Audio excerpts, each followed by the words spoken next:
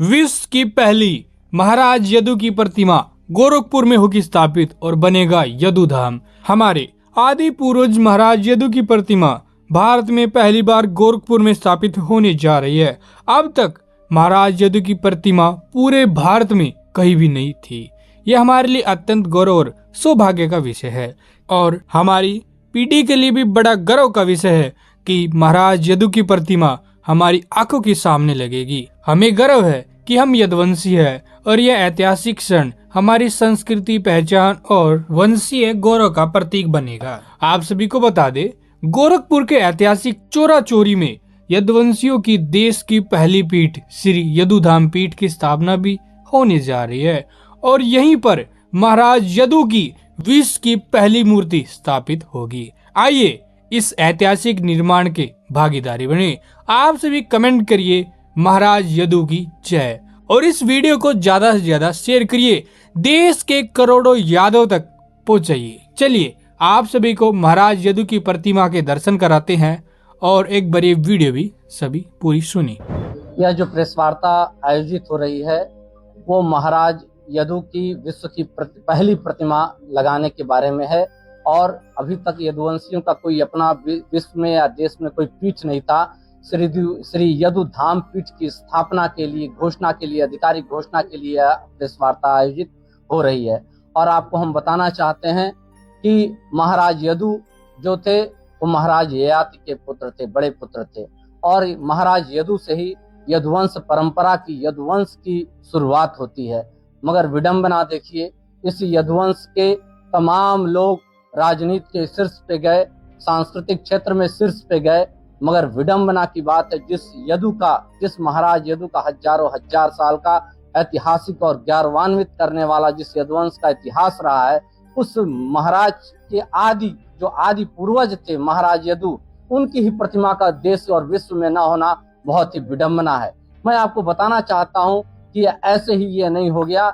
यह मैं एक स्वप्न देखा रात में कि भाई जब मैं यदकुल सम्मेलन कराता रहता हूं देश भर में, मैं तो यदकुल सम्मेलन जब मैं करा रहा था तो एक एक ऋषि पूर्वज टाइप के व्यक्ति उठे और उन्होंने कहा कि आप लोग केवल राजनीति करो, अपने आदि पुरुष को भूल चुके हो आप लोग।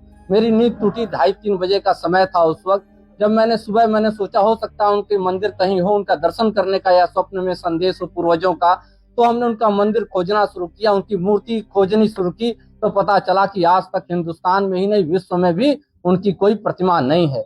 तो हम लोगों ने अपनी ओबीसी पार्टी की एक कार्यकारिणी की बैठक हो रही थी, हमने वहां चर्चा किया, तो उसमें हमारे राष्ट्रीय महासचिव डॉक्टर संजय जायसवाल भी बैठे थे और तमाम आर.के. यादव जी बैठे थे, तमाम सारे लोग बैठे हुए थे। तो जब हम लोगों ने अपनी स्वप्न को मैंने चर्चा किया इस अपने कार्यकारिणी की बैठक में, तो इन लोगों ने कहा कि नहीं, एक जरूर उनकी मूर्ति लगाई जानी चाहिए, क्योंकि यह यदुवंश का। और संजोग से देखिए, जो हमारा जायसवाल समाज है वो सहस्त्रबाहु अर्जुन जी को अपना आराध्य मानता है और सहस्त्रबाहु अर्जुन जी को अपना कुल देवता और उन्हीं के कुल का बताता है। और मैं बताना चाहता हूं, जो सहस्त्रबाहु अर्जुन थे उनके भी पितामह महाराज यदु थे। महाराज, एक छोटी सी मैं संक्षिप्त आपको बताना चाहूंगा, जो महाराज यदु थे इनके 4 पुत्र थे, सहस्त्रजीत, रोष्टा, रिपु और नल।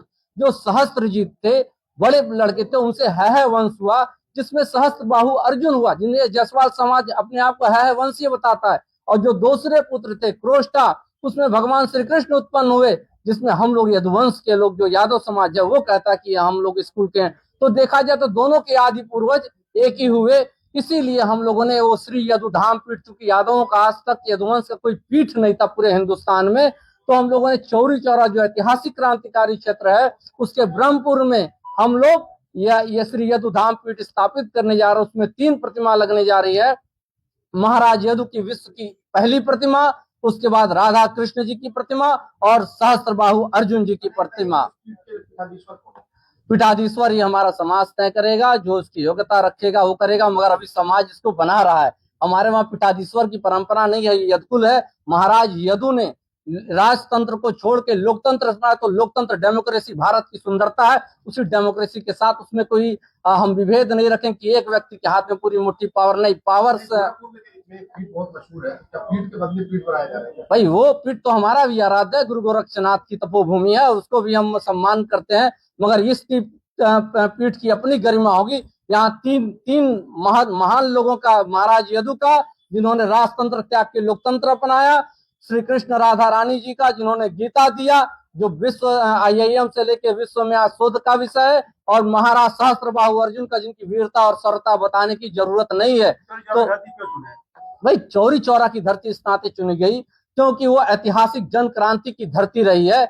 और संजोग देखिए, जो हमें जमीन भी मिली वो चौरी चौरा के ब्रह्मपुर में। कहीं ना कहीं महाराज यदु की, मेरी तो अकेले की हैसियत नहीं थी कि मैं इतना बड़ा या काम कर सकूं, मगर समाज का मुझे सहयोग मिला। समाज के सामने भी जाऊंगा मैं इसको ले, क्योंकि मैं चाहता हूं वो ऐतिहासिक जिस तरीके से राम मंदिर बना हुआ है अयोध्या में, उसी तरह जन क्रांति की धरती चौरी चौरा के ब्रह्मपुर में श्री यदुधाम पीठ की स्थापना हो, और उसके लिए हम लोगों ने दृढ़ प्रत्येक संकल्पित हैं। कब तक करेंगे, कब तक संभावना है? ये फरवरी 1 इसमें इसका शिलान्यास हम लोग करने जा रहे हैं। मूर्ति बन के महाराज यदु की तैयार है। राधा कृष्ण जी की और सहस्त्रबाहु अर्जुन जी की मूर्ति 10 फरवरी तक बन जाएगी, और उसके बाद हम लोग मूर्ति पहले स्थापित करेंगे, उसके बाद समाज के सामने जाएंगे और ये ऐतिहासिक धाम बनाने का काम करेंगे। इसकी लंबाई, मूर्ति की लंबाई 11 फीट की, 11 फीट की तीनों मूर्तियों की लंबाई होगी। स्वर्णमयी मूर्ति होगी।